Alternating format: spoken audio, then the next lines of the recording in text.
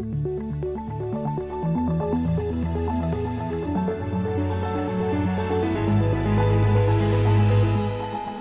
This Morning.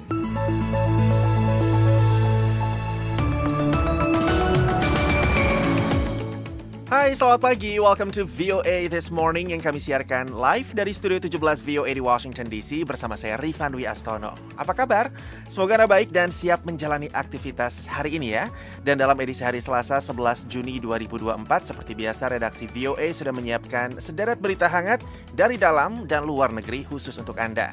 Di antaranya Menteri Luar Negeri Amerika Serikat Antony Blinken kembali menemui Perdana Menteri Israel Benjamin Netanyahu di Israel untuk mendorong proposal gencatan senjata dan pembebasan sandera yang diajukan oleh Presiden Joe Biden. President Biden put forward a proposal, get all the hostages home and put us on a path to an enduring resolution to the conflict in Gaza. Presiden Joko Widodo mengaku tidak terlalu khawatir melihat pergerakan nilai tukar rupiah terhadap dolar Amerika yang nyaris menyentuh level 16.300 rupiah. Semua negara sekarang ini mengalami hal yang sama, tertekan oleh yang namanya dolar kursnya. Jangan lupa siaran ini juga dapat Anda simak secara live streaming di situs kami www.voaindonesia.com atau dengarkan kapan saja melalui podcast VOA This Morning di platform podcast langganan Anda. Kini kita mulai VOA This Morning dengan berita dunia bersama Leonard Triono. Selamat pagi pendengar. Dewan Keamanan PBB pada Senin mendukung proposal gencatan senjata antara Israel dan Hamas di jalur Gaza dan sebelumnya dipaparkan Presiden Amerika Joe Biden.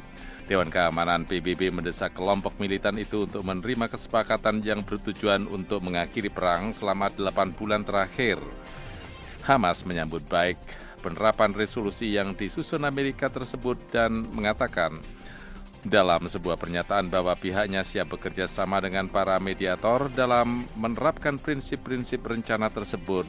Rusia abstain dalam pemungutan suara di Dewan Keamanan PBB, sementara 14 anggota Dewan Keamanan PBB lainnya mendukung resolusi rencana gencatan senjata 3 tahap yang diuraikan Biden pada tanggal 31 Mei lalu yang disebutnya sebagai inisiatif Israel. Isi resolusi Dewan Keamanan PBB menyambut baik proposal gencatan senjata yang baru, menyatakan bahwa Israel telah setuju dan menyerukan kepada Hamas untuk juga menyepakatinya. Sementara itu, Menteri Luar Negeri Amerika Antony Blinken pada Senin mendesak para pemimpin Timur Tengah untuk menekan Hamas agar menyetujui proposal gencatan senjata guna menghentikan pertempuran di Gaza. So the only party that has not accepted, the only party that's not said yes, is Hamas. Blinken mengatakan, jadi satu-satunya pihak yang belum menerima, satu-satunya pihak yang belum menyatakan ya adalah Hamas. Itu yang ditunggu oleh semua orang, itu yang ditunggu oleh warga Palestina di Gaza, itu yang ditunggu oleh Israel, itu adalah yang ditunggu-tunggu oleh para sandera dan keluarga mereka. Itu adalah hal yang ditunggu oleh seluruh kawasan dan seluruh dunia. Jadi kita lihat saja nanti apakah Hamas ingin mengakhiri konflik ini, mengakhiri perang yang telah dimulainya atau tidak. Namun jelas bahwa seluruh dunia telah bersatu mendukung usulan tersebut.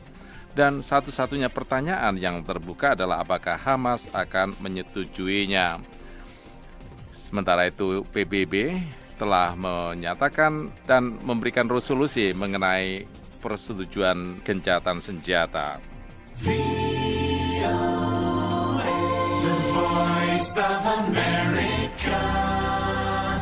Pesawat militer yang membawa Wakil Presiden Malawi, Saulus Klaus Chilima, hilang setelah tidak melakukan pendaratan pada Senin pagi, menurut pernyataan pemerintah.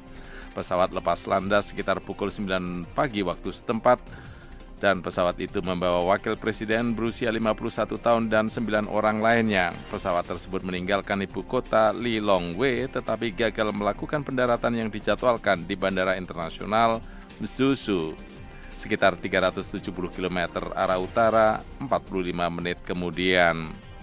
Presiden Lazarus Chakwera telah membatalkan perjalanan yang direncanakannya ke Bahama untuk kunjungan kerja. Berdasarkan pernyataan yang dirilis, dia menyerukan operasi pencarian dan penyelamatan segera. Masyarakat akan mendapat informasi terkini mengenai perkembangan situasi ketika fakta-fakta sudah lengkap, kata pernyataan dari kantor Presiden. Bentrokan mematikan akhir pekan lalu antara dua klan di Somalia telah menewaskan sedikitnya 50 orang, kata warga dan pejabat medis kepada VOA hari Senin. 155 orang lainnya dilaporkan terluka dalam bentrokan di Provinsi Galgudud dekat perbatasan Somalia dengan Ethiopia. Pertempuran antara klan Dir dan klan Marihan meletus pada hari Sabtu di daerah pedesaan antara kota Abudwak dan Herale terkait lahan penggembalaan dan sumber air, kata Faisal Abdullahi Keiri, seorang komisaris dan warga Herale. Pemerintahan Taliban di Afghanistan mengatakan bahwa pengusiran ratusan ribu pengungsi Afghanistan dari Pakistan dan Iran terus berlanjut dengan sekitar 2.000 orang tiba di negara itu setiap hari. Kedua negara tetangga telah mendeportasi paksa lebih dari 400.000 pengungsi sejak awal tahun 2024 dengan Pakistan bertanggung jawab atas 75% deportasi tersebut, kata Qari Yusuf Ahmadi, juru bicara Komisi Taliban yang membantu dan memukimkan kembali pengungsi ke distrik-distrik asal mereka di Afghanistan. Pendengar, demikian Warta Dunia dari VOA Washington DC, saya Leona Triono. VOA This Morning, Menteri Luar Negeri Amerika Serikat Antony Blinken menemui Perdana Menteri Israel Benjamin Netanyahu di Israel tidak lama setelah operasi pembebasan sandera dan pengunduran diri salah satu anggota kabinet perang Israel.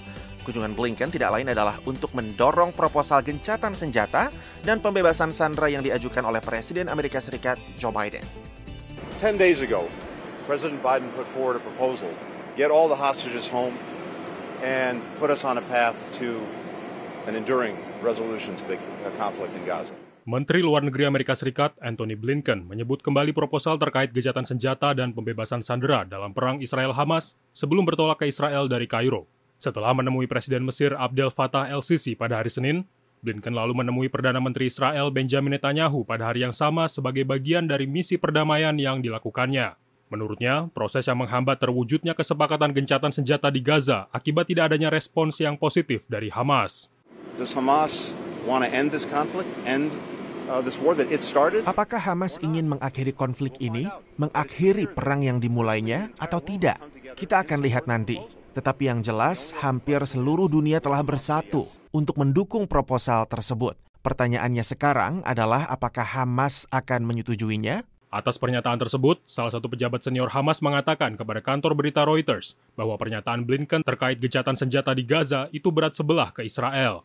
Kunjungan Blinken kali ini merupakan kunjungan ke-8 yang dilakukannya setelah serangan 7 Oktober lalu di tengah gejolak internal pemerintahan Israel. Juru bicara Kementerian Luar Negeri Iran, Nasser Kanani, pada hari Senin mengatakan bahwa pemerintahan Israel kini diambang kehancuran internal yang ditandai dengan banyaknya pejabat Israel yang mengundurkan diri.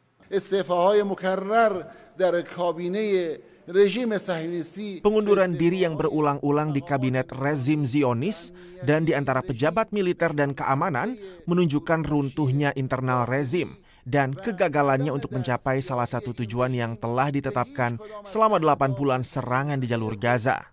Dewan Keamanan PBB menjadwalkan pemungutan suara pada Senin sore di New York terkait resolusi Amerika Serikat yang menyambut proposal gencatan senjata Presiden Biden yang disebut telah disetujui Israel dan menyerukan agar Hamas menyetujui 3 tahap rencana dalam proposal tersebut. Namun, operasi penyelamatan 4 orang sandera yang dilakukan Israel pada hari Sabtu diperkirakan akan membulatkan tekad Hamas untuk meneruskan peperangan dan mempersulit terwujudnya gencatan senjata ini. Perwakilan Hamas di Lebanon, Ahmad Abdul Hadi, pada hari Senin mengatakan kepada kantor berita The Associated Press, jika mereka, Israel, berpikir bahwa dengan mengambil 4 tahanan dari kelompok perlawanan, bahwa mereka bisa membebaskan sandera lainnya dengan operasi kriminal seperti ini, maka mereka delusional. Menurut Kementerian Kesehatan Gaza, perang Israel terhadap Hamas di Gaza telah menewaskan lebih dari 36.730 orang. Warga Palestina kini menghadapi bencana kelaparan yang meluas akibat terputusnya akses makanan, obat-obatan, dan kebutuhan lainnya. Selain bertemu Netanyahu nantinya, Blinken juga dijadwalkan bertemu dengan Menteri Pertahanan Israel Yoav Gallant pada hari yang sama, serta mendiskusikan rencana pemerintahan dan rekonstruksi pasca konflik di Gaza. Dari Washington DC, Taris Hirziman melaporkan untuk VOA. Pendengar, kemenangan telak kelompok-kelompok ekstrim kanan dalam pemilu di Parlemen Eropa seakan menjadi tamparan kuat bagi kelompok liberal, pro-bisnis, dan pro-lingkungan hidup yang selama ini merasa di atas angin. Presiden Perancis langsung menyerukan pemilu yang dipercepat, langkah yang menurut sejumlah analis terlalu berisiko. Berikut laporan selengkapnya. Pendengar, dengan wajah berseri-seri, pemimpin kelompok ekstrim kanan Marine Le Pen tiba di markas Partai National Rally atau NR pimpinannya Senin pagi untuk melangsungkan pembicaraan mengenai strategi pemilihan partai itu menjelang pemilihan legislatif mendatang. Le Pen hanya tersenyum saat dimintai komentar tentang seruan Presiden Emmanuel Macron sehari sebelumnya untuk melangsungkan pemilu legislatif mendadak, dengan mengatakan ia tidak dapat mengabaikan realitas politik yang baru setelah partainya yang pro-Eropa kalah telak dan diproyeksikan hanya akan mendapat kurang dari separuh dukungan dari NR yang dipimpin Le Pen. Inilah sebabnya, setelah melakukan konsultasi sebagaimana diatur dalam pasal 12 konstitusi kita, saya telah memutuskan untuk mengembalikan pilihan masa depan parlemen kepada Anda melalui pemungutan suara. Oleh karena itu, saya akan membubarkan Majelis Nasional malam ini. Sebentar lagi, saya akan menandatangani dekret yang menyerukan pemilihan legislatif yang akan diselenggarakan pada tanggal 30 Juni untuk putaran pertama dan pada tanggal 7 Juli untuk putaran kedua. Pemilihan umum yang berlangsung sejak Kamis lalu telah mengguncang fondasi Uni Eropa, yaitu partai-partai sayap kanan yang berkuasa di Prancis dan Jerman yang merupakan kekuatan pendorong tradisional blok itu.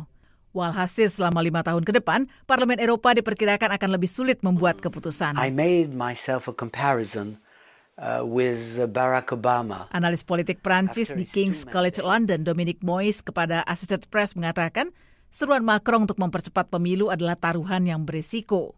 Ia membandingkan Macron dengan Barack Obama. After his 2 mandates, Donald Trump came to power. Setelah Obama menjalankan 2 mandat sebagai presiden, Donald Trump berkuasa. Bagi Obama, hal itu merupakan pukulan besar. Dan saya pikir setelah mendapatkan 2 mandat, Macron tidak ingin dihadapkan pada situasi yang sama seperti Barack Obama. Sementara Sofia Rusek, analis di Center for European Policy Studies, mengatakan justru lebih terkejut melihat reaksi Macron. Karena menurutnya kemenangan kelompok-kelompok ekstrim kanan sudah diperkirakan jauh sebelumnya. We have seen it coming that the far-right parties in France will do very well, but what was a surprise, of course, was Macron's reaction to call for snap Kami sudah elections. menduga bahwa partai-partai sayap kanan di Prancis akan meraih suara sangat baik. Namun, yang mengejutkan justru reaksi Macron yang menyerukan pemilihan lebih cepat. Kita telah melihat dalam kampanye bagaimana partai-partai sayap kanan mengampanyekan topik-topik yang benar-benar isu Eropa. Mereka mengangkat fakta imigrasi, agenda hijau, dan Green Deal. Seva Mesreva, VOA, Washington.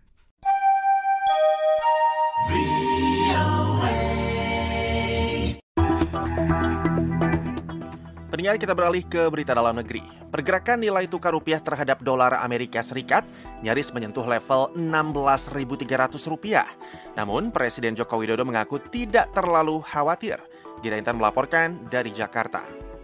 Mengikuti pergerakan nilai tukar rupiah di Jakarta di awal pekan ini luar biasa. Jika meminjam guroan yang kerap digunakan di sosmed ngeri-ngeri sedap, nilai tukar rupiah terhadap dolar Amerika Serikat saat penutupan pasar Senin sore 10 Juni mencapai Rp16.283 per dolar Amerika atau melemah 0,53% dibandingkan pada akhir pekan lalu yang bergerak di Rp16.196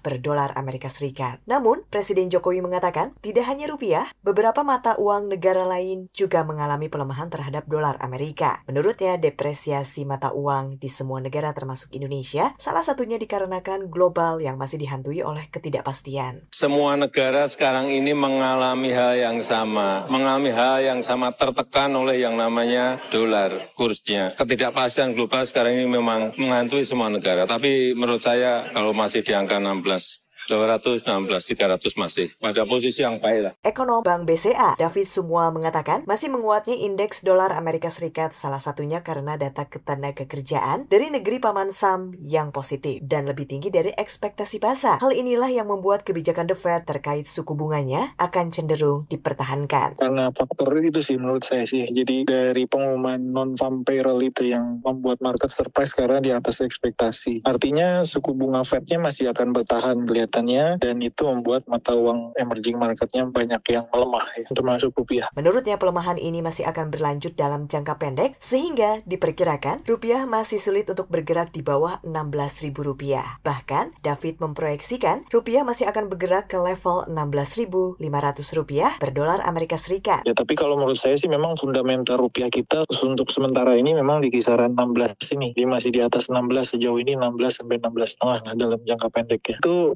posisi kita sebut itu resistant level ya. Supportnya ya sejauh ini jangka pendek masih di 16-an. Lalu apa dampaknya terhadap perekonomian tanah air? David menilai sektor real biasanya paling terdampak signifikan akibat pergerakan rupiah masih akan cenderung aman. Asalkan naik turunnya pergerakan rupiah tidak cukup drastis dalam jangka waktu pendek. Dari Jakarta, Gita Intan melaporkan untuk VOA Washington.